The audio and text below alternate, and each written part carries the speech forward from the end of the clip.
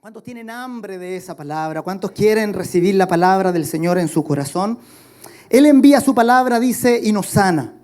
Dice que la palabra hace aquello por lo cual es enviada y que es efectiva en aquello por el que el Señor la envía. Entonces hoy el Señor hace caer, hace llover su palabra como este rocío que nos vuelve a dar vida, que cae en el desierto y en la estepa y dice, y convierte los sequedales en manantiales de aguas, en ríos de agua viva. Entonces esta mañana confiemos en esa palabra, amén. ¿Qué nos puede avivar? ¿Qué nos puede dar vida espiritual si no su palabra? ¿Qué nos puede fortalecer en el interior si no es por su palabra? Entonces esta mañana pongamos toda la confianza en su palabra. Diga, Señor, háblame. ¿Se recuerdan ese centurión? ¿Verdad? Era un pagano que viene de donde Jesús y le dice, Señor, una palabra tuya y basta. ¿Verdad? Esta mañana tengamos esa expectativa. Señor, háblame, una palabra tuya va a hacer toda la diferencia. Una palabra tuya alumbrará mi alma, me guiará, me dará certeza en la fe. Y hoy día estamos terminando una serie. Nosotros organizamos los mensajes en series. Y hemos visto una serie biográfica. Es primera vez en la iglesia que tenemos una serie biográfica, es decir, una serie que presentamos personajes. Y hemos visto cómo en los personajes del Antiguo Testamento se muestra la luz de Cristo, brilla Cristo con un fulgor que muchas veces no notamos.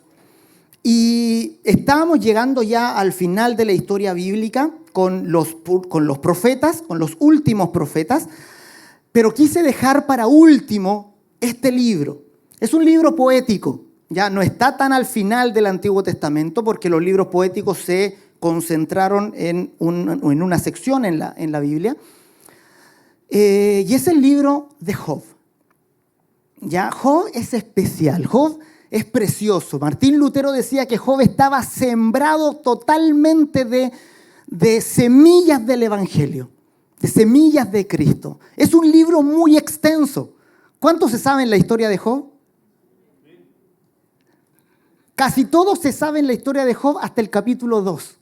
Porque no sé por qué lo leen hasta ahí nomás. Y mi problema con Job es que Job es sumamente largo. Job tiene la misma extensión que el libro de Éxodo.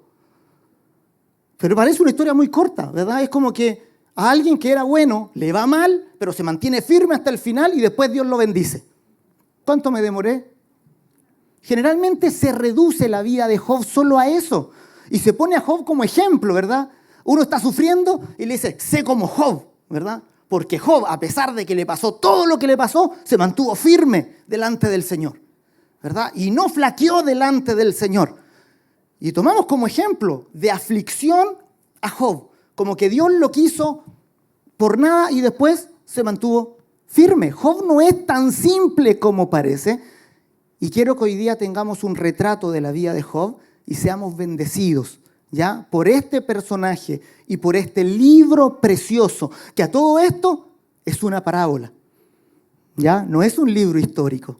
Tengamos claro eso, ¿ya? No es una historia real, ¿ya? Es una parábola. Si fuera historia real tendría muchos problemas éticos, ¿ya? No funciona como historia real, funciona como parábola. Es como la parábola del hijo pródigo. ¿Cuántos se saben la parábola del hijo pródigo? Ya, si la pensáramos como que fuera una historia real, tiene varios problemas, ¿no? Imagínense que le cuentan a ustedes la historia del hijo pródigo como una historia real. ¿Qué preguntan inmediatamente? ¿Y por qué el papá se quedó esperando en la puerta y no fue a buscar al hijo? ¿Acaso ustedes, si el hijo se les va y se les pierde, se quedan en la puerta esperándolo? ¿O salen a buscarlo? ¿Se ven que tiene problemas o no? No sirve como historia real, sirve como parábola. Y es una parábola. Job también es una parábola. No sirve como historia real. ¿Quién de ustedes encontraría un final feliz que se le murieran todos los hijos, pero después Dios les da otros? ¿Quedan contentos o no? ¿Termina feliz la historia?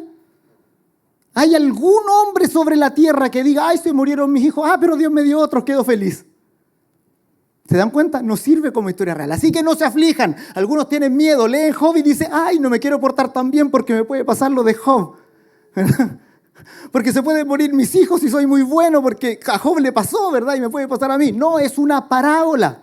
Y es una parábola que nos muestra cómo alguien religioso, alguien que ve a Dios desde la ley, se encuentra con el Dios de la gracia.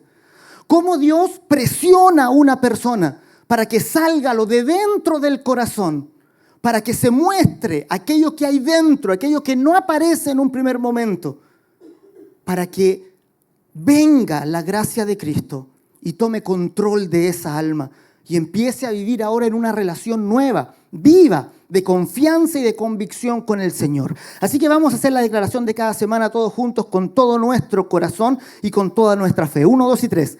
Soy una piedra viva en Jesús. Poseo por la fe su naturaleza eterna, su justicia perfecta y su herencia gloriosa. Hoy su palabra alimentará mi espíritu y su fortaleza suplirá mi debilidad. Un aplauso al Señor. Gracias, Señor. Y vamos a comenzar con el primer Job. Le vamos a llamar primer Job porque el segundo Job es distinto. Hay un primer y un segundo Job. El Job que comienza la historia y el Job transformado por Dios. Amén. Nos queremos parecer al segundo, por si acaso. Ya, porque hay muchas predicaciones que como que les dice a los hermanos, parezcanse al primer Job. Ya, hagan esto como el primer Job. El primer Job ofrecía sacrificios por sus hijos todos los días. Háganlo así. Pero el primer Job por algo es transformado, porque no estaba bien primero. Ya, entonces, tenemos al Job el justo. Y se dice que era justo delante de Dios. Es decir, es una imagen de ustedes. Ustedes son justificados por la fe, ¿lo sabían? Ustedes han sido justificados por la fe de Cristo. Han sido llamados justos delante del Señor. Job, Dios lo considera justo. No has considerado a mi siervo Job, que es justo en todos sus caminos. ¿Y qué hacía este justo Job? Leamos, dice, e iban sus hijos y hacían banquetes en sus casas, cada uno en su día, y enviaban a llamar a sus 3 hermanos para que comiesen y bebiesen con ellos.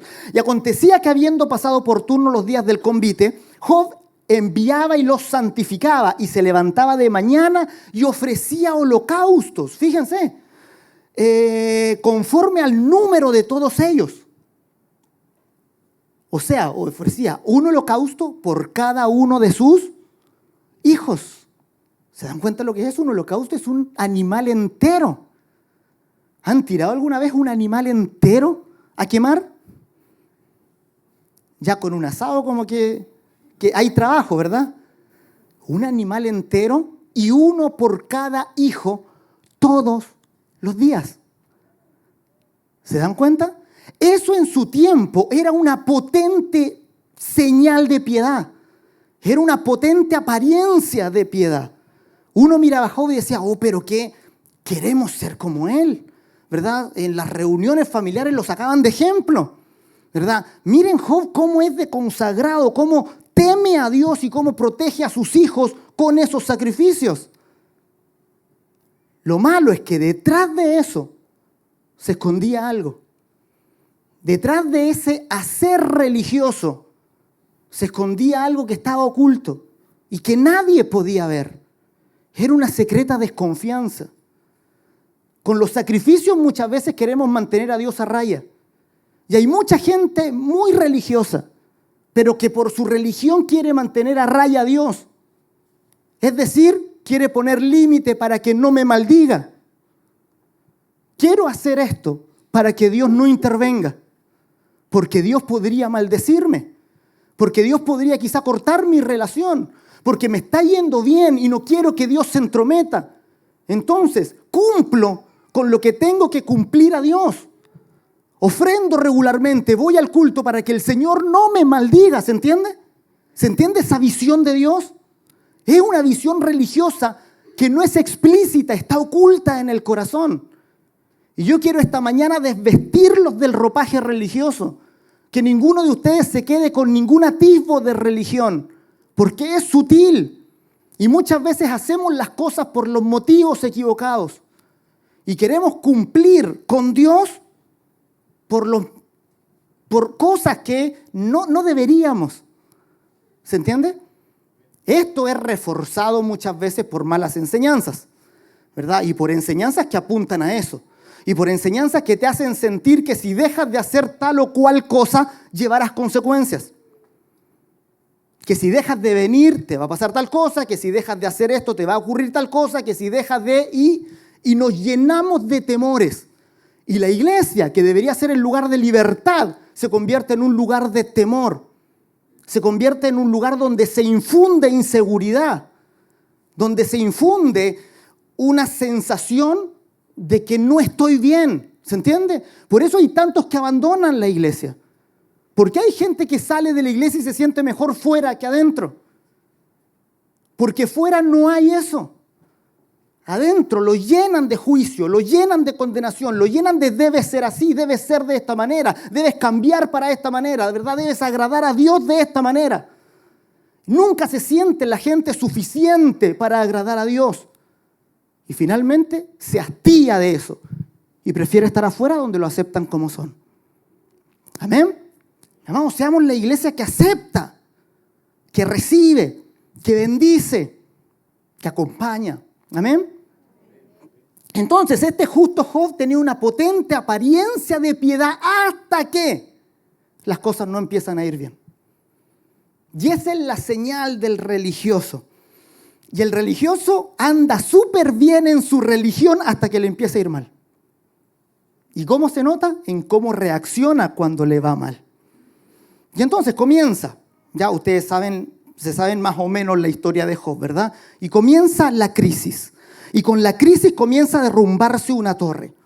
Y esa torre que aparece ahí en la siguiente lámina, ese edificio gigante que aparece ahí es la autojustificación. Diga conmigo, autojusticia. La autojusticia es cuando yo me justifico a mí mismo. Y todos nosotros lo hemos hecho. Y aquí no hay nadie que se escape. Todos nosotros hemos creado argumentos para sabernos mejores que otros. ¿Ya? Y no me digan, no, yo no. Todos lo hemos hecho. Todos nosotros internamente tenemos muchos argumentos de por qué yo soy mejor que él. Tenemos eso, ese fariseo adentro que ora diciendo, Señor, gracias porque no soy como este publicano. Gracias porque hago esto, no como ese, ¿verdad? Gracias porque hago esto otro, no como ese. Estamos llenos de argumentos de por qué somos buenos. Eso se llama autojustificación y es un edificio tan grande, tan potente, que impide que recibamos a Cristo. ¿Por qué algunos reciben a Cristo y otros no? Porque para recibir a Cristo el edificio tiene que caer. No podemos recibir la justicia de otro si mantenemos nuestra justicia firme. Jesús le dijo a los fariseos, ustedes se dan gloria los unos con los otros, por eso no pueden escucharme. Porque se glorifican a sí mismos, porque están llenos de argumentos de por qué son tan buenos, que cuando llego yo para regalarles mi justicia, a ustedes no les importa esa justicia. Desechan la justicia de Dios porque están llenos de justicia propia.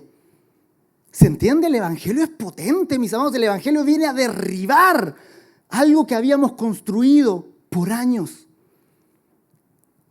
Si ustedes se han convertido de verdad, deberían haber pasado ese duelo.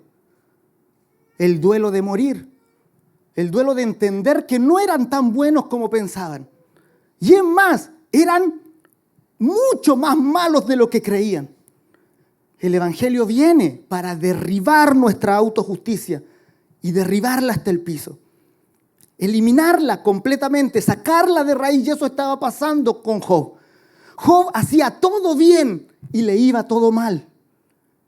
Y seguía haciendo más bien y le iba más mal. Y murieron sus hijos. Y murió su familia.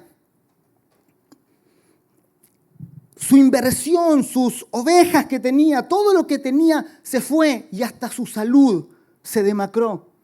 Haciendo todo bien, le iba todo mal. Y ahí tenemos una primera aplicación. El religioso siempre piensa que él es justo frente a un Dios injusto. Nosotros podemos tachar de injusto a Dios de muchas cosas, y a veces, de muchas maneras y a veces muy sutiles. ¿Han visto de repente cuando alguien ora por otro por sanidad? Yo veo a mi hermano enfermo, por ejemplo, y yo tengo compasión de él porque lo quiero, ¿verdad? Lo amo. Ya me voy a molestar porque lo saco de ejemplo siempre. Entonces, ¿yo qué hago? yo como me preocupo por él, ¿verdad? Yo le digo, Señor, sánalo por favor. Señor, sánalo, mira cómo está, ¿por qué no? ¿Qué le estoy diciendo al Señor? Le estoy diciendo que yo tengo mucha compasión por él y tú no la estás teniendo. Señor, mira cómo mi corazón se conmueve por la miseria de mi hermano y tú no te conmueves nada, Señor. Yo, si tuviera el poder, lo sanaría. Tú no lo estás haciendo. ¿Se dan cuenta? Tratamos de injusto a Dios y nosotros nos justificamos. ¿Se dan cuenta la porquería de oración que estaba haciendo recién? Es una basura. Es una oración satánica. Muchos hacemos oraciones satánicas delante de Dios.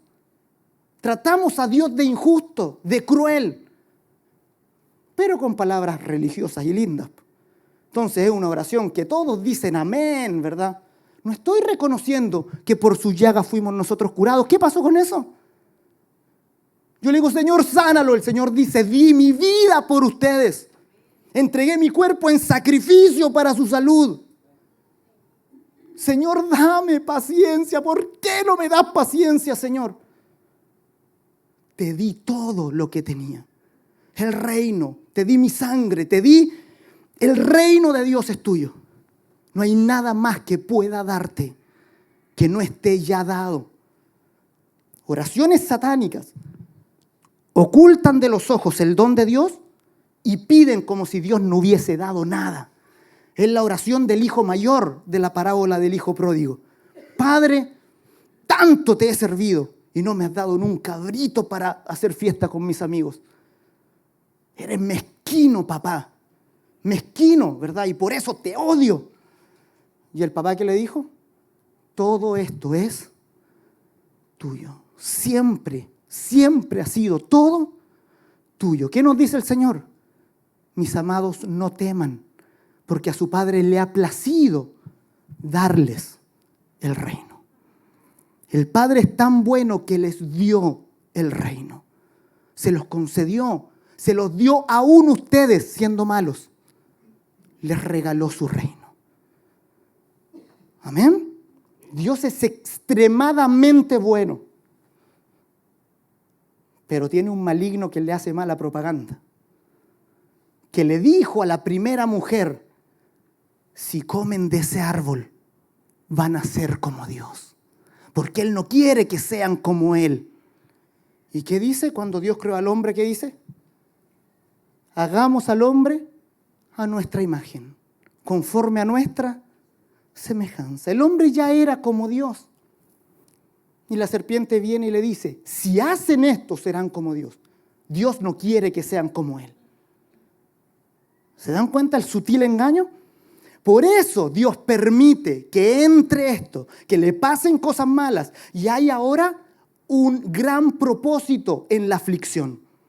Hay un propósito superior, algo más grande. Dios está muy comprometido con la salud de nuestro espíritu. Dios quiere bendecir tu espíritu. Dios quiere que su evangelio, Él pelea para que el evangelio entre en tu corazón. Y Él está dispuesto a todo con tal de que el evangelio sea recibido. Él no se compromete con nuestra... Ustedes saben que Dios no se compromete con nuestra seguridad física. ¿Qué le dijo a sus discípulos?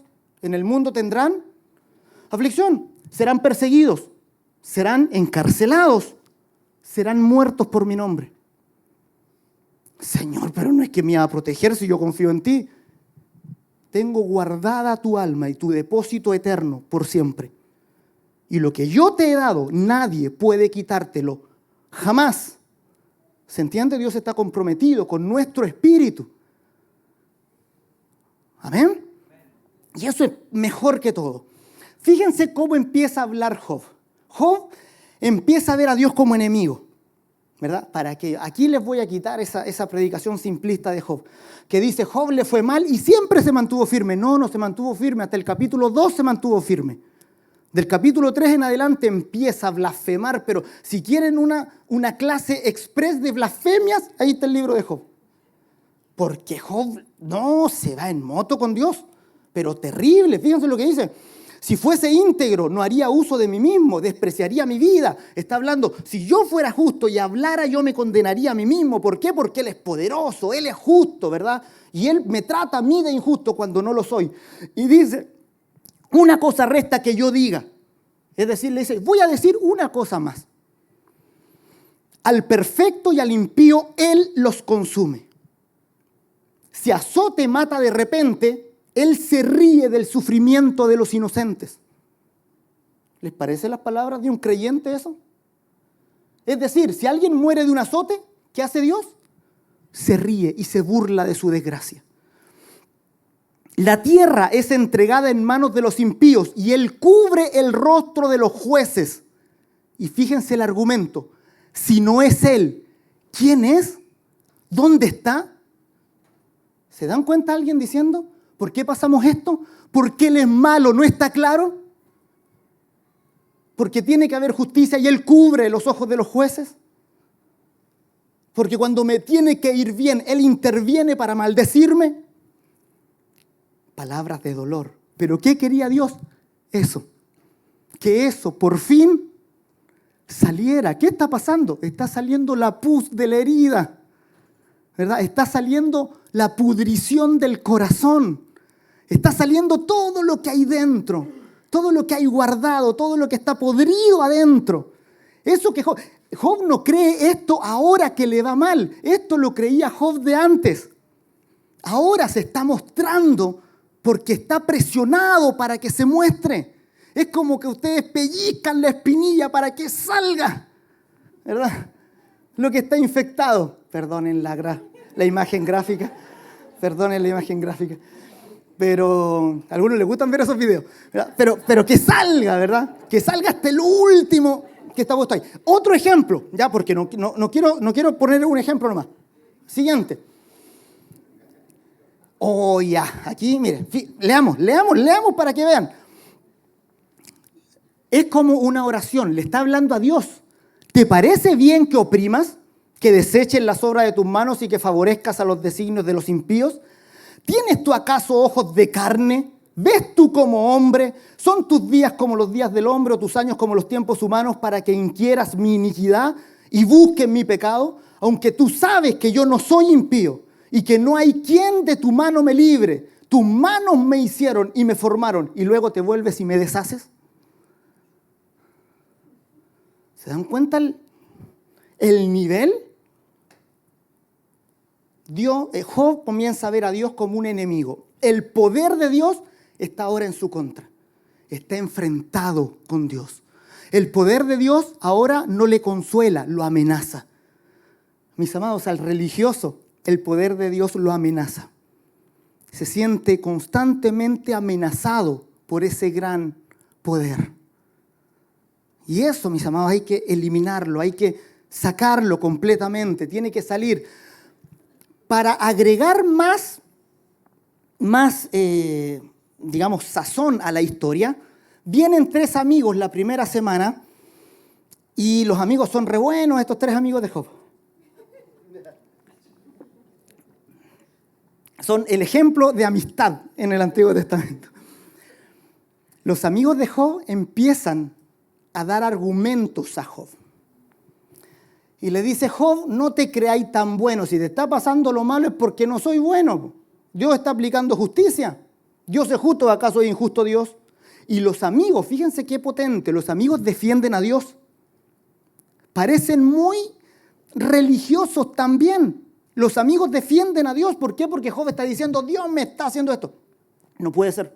Dios no es injusto. Él castiga al impío. Y si te está castigando es porque tú eres impío. Así que algo habrá hecho Job. ¿No es esa la lógica religiosa? Mis amados, cuando nos encontramos con la gracia de Cristo, la lógica religiosa se quiebra. No hay lógica religiosa. Y yo me arrepiento mucho porque de cristiano caminé muchos años con esa lógica. Me arrepiento de conversaciones que tuve con hermanos. Me acuerdo uno que tenía cáncer. Y que antes de tener cáncer, claro, había cometido un pecado más o menos potente. Y a mí se me ocurre decirles, pero ¿sabéis por qué tenéis cáncer? Lo tengo claro, me dijo. Perdóname, Señor. Fui amigo de Job también. ¿Sabéis por qué te está pasando esto? Ya, pues. Arrepiéntete nomás. No te queda de otra. La lógica religiosa quebranta, oprime. Mira al desdichado y le pone el pie encima. ¿Se dan cuenta? Es terrible. Los 3 amigos de Job. Y el libro de Job es tan largo porque sale el argumento de uno, la respuesta de Job. El argumento del otro, la respuesta de Job. El argumento del tercero, la respuesta de Job. Ese ciclo pasa como 4 veces. Y cada vez se intensifica. Los amigos acusando a Job, defendiendo la justicia de Dios y Job defendiéndose cada vez más fuerte. Yo soy justo, ustedes son malos, Dios es malo, todos son malos. Y defendiendo ese edificio que se empezó a caer de a pedazos, pero que lucha Job por sostenerlo. El edificio de la justicia propia, la autojustificación está ahí, firme como una roca. Entonces, mis amados, la segunda aplicación de este mensaje, no sean como los amigos de Job. ¿Cuál es el ministerio de los amigos de Job? El ministerio que Pablo llama el ministerio de la condenación. La ley es el ministerio de la condenación y el ministerio de condenación tiene que ver el pecado. Entonces considera el pecado del otro y al considerar el pecado del otro busca arreglar el pecado del otro. ¿Fueron llamados ustedes a arreglar el pecado de otros? ¿O fueron a mostrar la luz de Cristo para que ese pecado sea redimido? Uno es el ministerio de condenación, el ministerio de Juan el Bautista. Me he encontrado con varios que quieren ser como Juan el Bautista. Juan el Bautista es las antípodas del ministerio de Cristo. Y por eso parecían tan diferentes. Y a algunos de verdad les gusta más Juan el Bautista que Jesús. ¿Por qué? Porque el ministerio de Jesús parece muy mundano. Juan el Bautista, ¿qué hacía? Se iba de retiro a la montaña. Ayunaba, oraba. Tenía retiros de oración constantemente con sus discípulos. Jesús iba con sus discípulos y sus discípulos comían sin lavarse las manos. Ni siquiera cumplían el ritual simple. No ayunaban nunca. Por eso no acusaron a los discípulos de Jesús. No, y no lo acusaban, no le decían a Jesús, le decían a sus discípulos. ¿Por qué tus discípulos no ayunan si los discípulos de Juan sí? ¿Por qué ustedes no salen de retiro de oración si Juan sí? ¿Por qué no se van a la montaña si los discípulos de Juan sí? ¿Y qué hacía Jesús con sus discípulos? Se iban a una boda. Y se iban a una fiesta. Y la pasaban bien juntos, ¿verdad? También iban. La única vez que sale un retiro que iban a hacer porque estaban cansados, lo siguió una multitud y fue la multiplicación de los panes y los peces. Pero se dan cuenta, el ministerio de Jesús, al lado del de Juan, parece menos espiritual. Parece menos rígido religiosamente. Parece más bien como que era medio diluido, ¿verdad? Como que, ¿han escuchado eso? No, ahí diluyen el evangelio. No, es que ahí, mis amados, somos ministros de la ley, somos ministros de gracia. Los amigos de Job son los que llevan adelante el ministerio de la condenación. Los que se guían por el ministerio de la condenación. Veo el pecado e intento corregirlo. Paso mi mirada por acá y todos me quitan la vista de encima. Miran para otro lado. ¿Por qué? Porque el que me mira a los ojos le pillo el pecado. Y créanme que hay gente así. No quieren mirarme a los ojos porque les voy a pillar qué han hecho. Traje el GPS de pecado hoy día. ¿Quién pecó, este o sus padres, para que hubiesen nacido ciegos, Señor? Ministerio de condenación. Jesús, ni este ni sus padres, para que la gloria de Dios se manifieste en él. Ministerio de justificación. Estás inválido, ven a la gracia de Cristo. Eres rechazado, ven a la gracia de Cristo. Eres una ramera pillada en el acto mismo de adulterio. Ni yo te condeno. Ven y te abrazo. ministerio de justificación versus el de condenación. Juan el Bautista, Jesús. ¿Se entiende? Así que no quieran ser como Juan el Bautista, por favor, ¿ya? Ahí están los amigos de Job. Esto se repite hasta que aparece un cuarto amigo. Y esto es precioso, el cuarto amigo de Job. Uno que no estaba antes, ni siquiera se nombra en los primeros amigos. Es alguien que aparece de repente, que surge en la narración de la historia y que nadie sabe quién es. Es más joven que los otros tres y que en un momento interrumpe y dice, ya me cabría. Yo dejé hablar a los viejos porque pensé que ahí iba a encontrar sabiduría, pero no encontré. Así que ahora voy a hablar yo. Este se llama Eliú. Y Eliú significa Dios es Él. Eliú significa Él es Dios. Fíjense, el nombre lo está diciendo. Él ahora va a apuntar a Dios. Él ahora va a traer esa palabra que va a preparar el corazón de Job para que Dios hable. Eliú viene y el relato de Eliú lleva 4 capítulos en el libro. Se pasa 4 capítulos hablando. Nunca condena a Job. Muestra la necesidad que tiene Job de otro. Y vamos a ver las palabras preciosas de Eliú y cómo muestra a Cristo. La voz del intercesor. Eliú, el que abre el camino. Fíjese, y Eliú dice, yo sé lo que este hombre necesita. Job estaba postrado, rascándose con una teja las heridas. Así estaba, solo, sin nada, sin familia, sin posesiones. Ahí estaba tirado. Los amigos diciéndole, por pecador te pasa.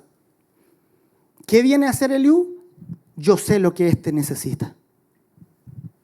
Si tuviese cerca de él algún elocuente mediador, que anuncie al hombre su deber, que le diga que Dios tuvo de él misericordia. ¿Se fijan? Este amigo no viene y le dice, tú. Este amigo viene y le dice, Dios tuvo de ti misericordia. Job, tú piensas que Dios te quebrantó. Yo te digo que Dios tuvo de ti misericordia. ¿Cómo le empieza a cambiar él? El pensamiento, el paradigma. Que lo libró de descender al sepulcro, que halló redención. ¿Se fijan las palabras potentes? ¿Qué pasa? ¿Qué dice este Eliú? Si él tuviera a ese intercesor que le hablara de redención, su carne sería más tierna que la del niño. ¿Cuántos quieren recibir esa palabra? Volverá a los días de su juventud, orará a Dios y éste le amará y verá su faz con júbilo y restaurará al hombre su justicia.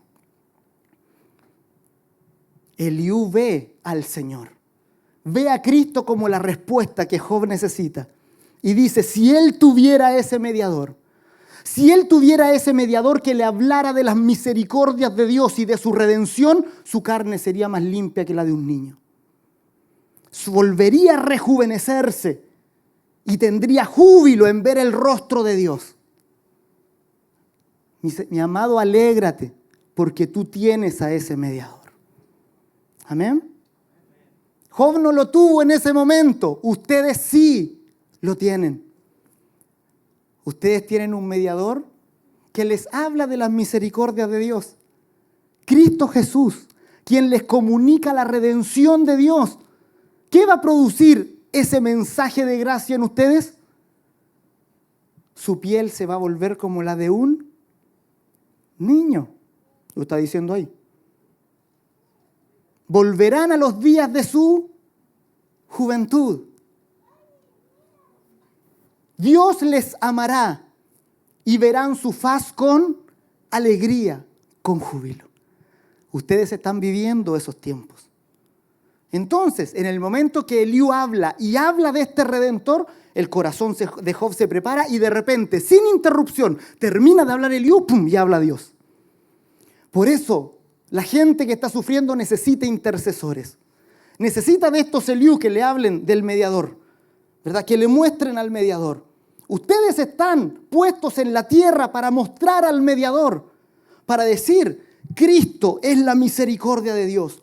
Por Él Dios te da misericordia, Dios te da gracia, Dios te ama No importa qué hayas hecho, el amor de Dios es para ti. Y en ese momento abren el camino y Dios habla. Y cuando Dios habla, todo cambia. Termina Eliú de hablar y ¡pum! Y viene la voz de Dios. Y Dios le dice, ahora voy a hablar yo, Job, afírmate. Y muchos piensan y leen la voz de Dios en el libro de Job como que fuera de condenación. Pero no es en ese tono. Dios le va a mostrar a Job su posición con respecto a él. Y le va a mostrar que él hizo todas las cosas para su bien. Fíjate, le dice, ¿dónde estabas tú cuando yo ponía el sol en su lugar? ¿Por qué no lo puse más cerca para que te quemara o más lejos para que te congelara? ¿Por qué lo puse justo ahí? Porque quiero que estés, quiero que vivas, quiero que fructifiques. ¿Por qué le puse límite al mar para que no se pasara? Eso le dice el Señor a Job. Es decir, date cuenta de cuánto te amo. Date cuenta de mi gracia. Date cuenta de mi favor. Una y otra vez se manifiesta el favor de Dios. Respondió Jehová a Job desde el torbellino y dijo, cíñete ahora como varón tus lomos. Yo te preguntaré y tú me responderás. ¿Invalidarás tú también mi juicio? ¿Me condenarás a mí para justificarte tú? ¿Tienes tú brazo como el de Dios y truenas con voz como la suya? Fíjese lo que le dice. Adórnate, si es que puedes, Job, adórnate ahora de majestad y de alteza y vístete de honra y de hermosura. Job sabía que no podía. Es decir, ¿qué le está diciendo Dios? Dependes de mí, Job, date cuenta. Yo te puedo vestir de honra, te puedo vestir de hermosura, pero tú no puedes vestirte de hermosura tú mismo. Porque eres muy pequeño ante mí. Mis amados, somos pequeñísimos ante Dios. ¿Han mirado el cielo despejado de noche? ¿Han visto la enormidad de la Vía Láctea? No sé si alguno ha tenido el privilegio de ver con telescopio otras galaxias. Esa inmensidad del espacio. Y Él la creó con su palabra. Él está más allá de todo cuanto imaginamos. Y ese poder no es maligno. Ese poder nos ama con un amor más profundo del que podríamos alguna vez pensar o el que podríamos soportar. Él nos ama con amor eterno. Él nos ama con un amor constante, profundo, siempre presente. Y ahí le puse, todos somos Job. ¿Por qué? Porque nosotros estábamos en esa posición. Quiero que vean la posición más miserable de Job, cuando estaba sin nada, perdido, enfermo. Esa es la radiografía de sus espíritus antes de conocer al Señor. Si ustedes pueden decir, yo nunca estuve como Job, ¿verdad? Yo siempre he estado bien. No miren su cuerpo, la Biblia es un libro espiritual. Su espíritu estaba tal como Job, rascándose con una teja las heridas y a punto de morir. Así estaban ustedes. ¿Lo reconocen? ¿Pueden reconocerlo? Pueden decir, sí, Señor, amén. Yo antes de conocerte estaba como Job, mi espíritu estaba muriendo, ¿verdad? Estaba sin nada, no tenía nada. El espíritu estaba en bancarrota espiritual. No tenía ninguna posesión, ninguna esperanza. El infierno era su único destino. Todos somos Job. Salúdense así ahora. Kiu Job. No teníamos nada. Y Dios nos dio todas las cosas, solo por gracia. Amén. Y así es como termina el libro, y así tiene sentido esta nueva creación, porque ahora Job nace de nuevo. Y ahora Job no es el mismo de antes. Ahora Job renace, es una nueva persona. Y ahora Dios le concede todas las cosas, y ahora Job sí las puede disfrutar. Y ahora Job nace a una nueva esperanza gloriosa. El Job de la gracia es el Job que pasó por la metanoia. La metanoia es cambio de mente. ¿Alguna vez les han dicho a ustedes arrepiéntanse?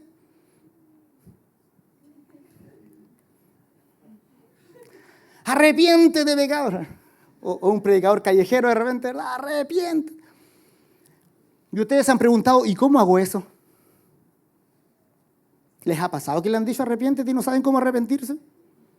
Y que dicen, ¿y qué hago para arrepentirme? ¿Será que tengo que orar arrodillado? ¿Tengo que llorar? Y algunos en las iglesias se inducen el llanto. ¿Les ha pasado, no? Yo creo que sí les ha pasado.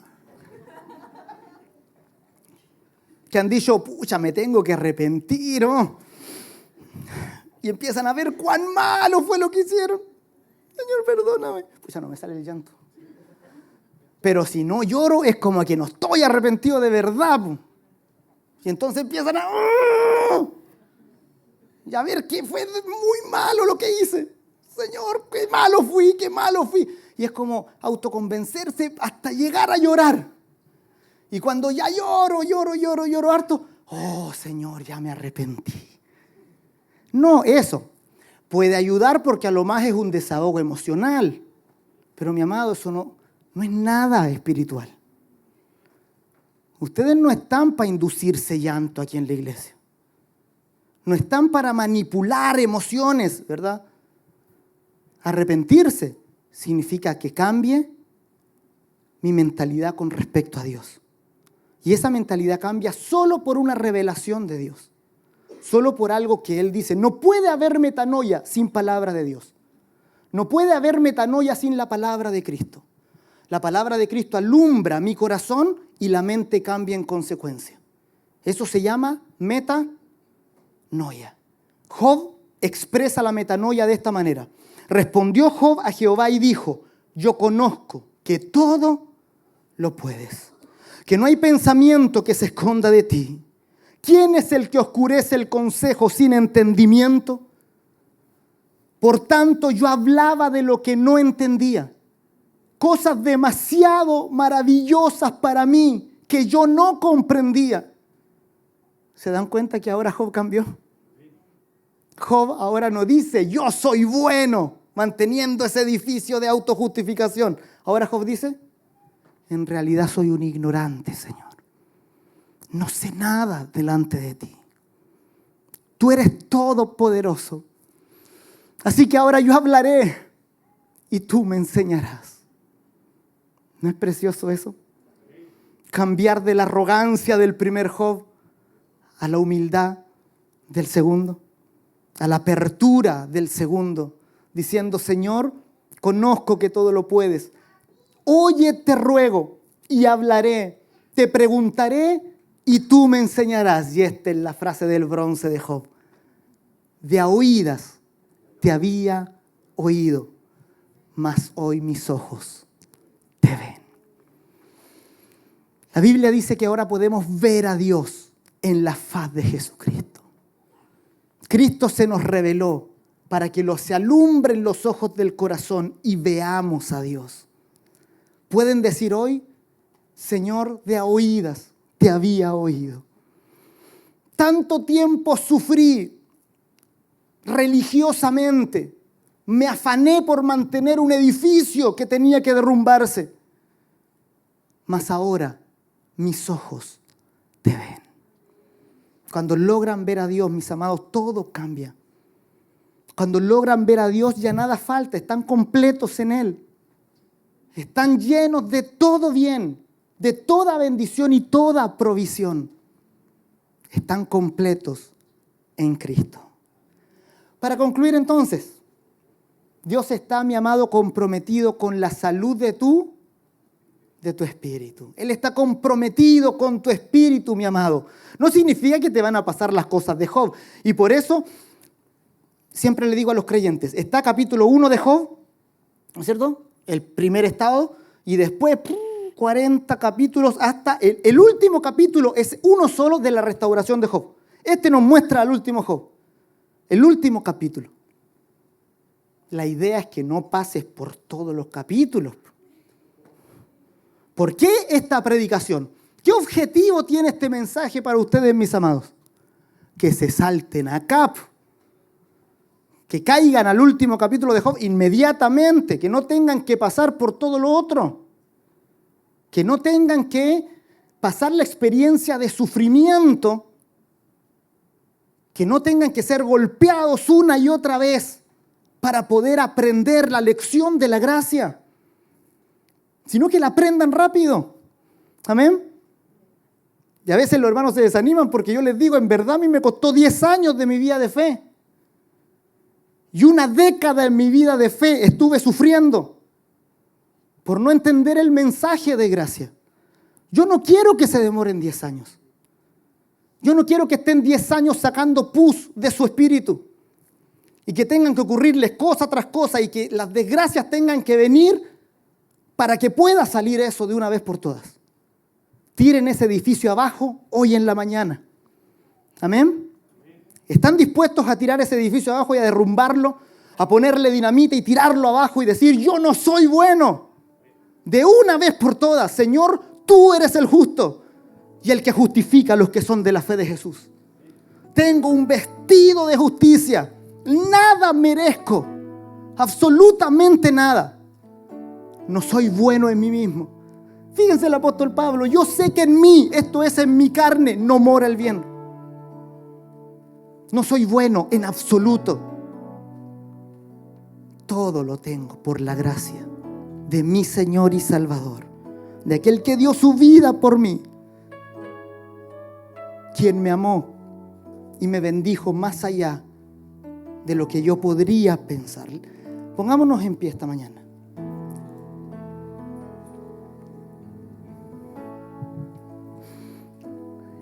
Y hagamos esta oración delante del Señor.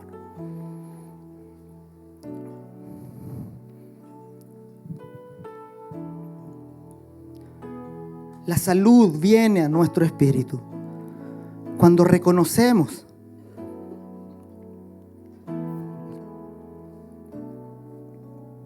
que estamos perdidos,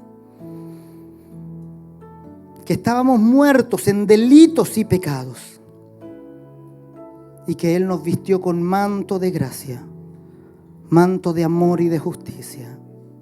Señor, ¿cómo podría jactarme? Señor, ¿cómo podría pensar que algo he de merecer cuando tú te entregaste por mí? Cuando tú, que fuiste el creador de cielo y tierra, se humilló para darme su propia vida. Cuando el autor de la vida fue humillado, latigado, cuando sufrió golpes, burlas, cuando derramó su sangre por salvarme. ¿Cómo hemos de jactarnos, Señor? Padre, en el nombre de Jesús, pedimos esta mañana que toda justificación propia sea derribada ahora en el nombre de Jesús. Señor, nada soy.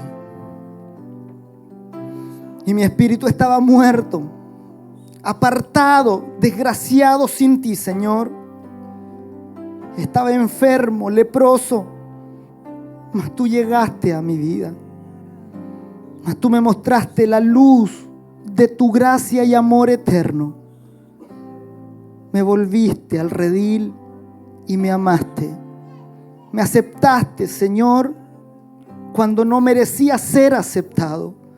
Me cuidaste cuando merecía ser desechado. Y me perdonaste una y otra vez cuando merecía ser condenado. Oh, cuán grande gracia he encontrado en ti. Cuán sublime gracia, cuán profundo amor hemos encontrado en tu seno, Señor. Cuán gloriosa es la riqueza de tu gracia para con nosotros en Cristo Jesús. Dale gracias al Señor por nacer de nuevo.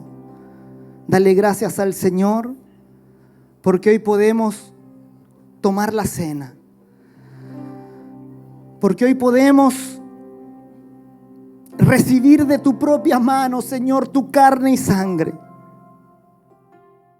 y ser bendecidos.